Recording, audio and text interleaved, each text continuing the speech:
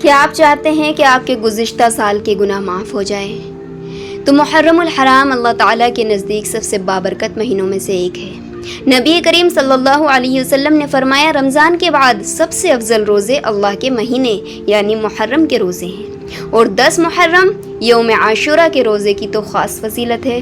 رسول اللہ صلی اللہ علیہ وسلم نے فرمایا، مجھے امید ہے کہ عاشورہ کا روزہ گزشتہ ایک سال کے گناہوں کا کفارہ بن جاتا ہے، اس لیے 9 اور 10 محرم یا 10 اور 11 محرم کے روزے رکھنے کی کوشش کریں۔ یہ مختصر سا عمل آپ کے لیے عظیم اجر کا سبب بن جاتا ہے۔ اللہ تعالی ہمیں محرم کی برکتوں سے بھرپور فائدہ اٹھانے کی توفیق عطا فرمائے، آمین۔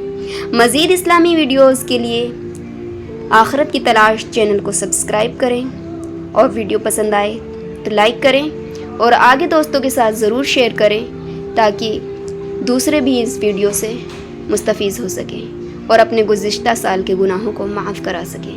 ملتے ہیں نیکسٹ میں، تب تک کے لیے اللہ حافظ۔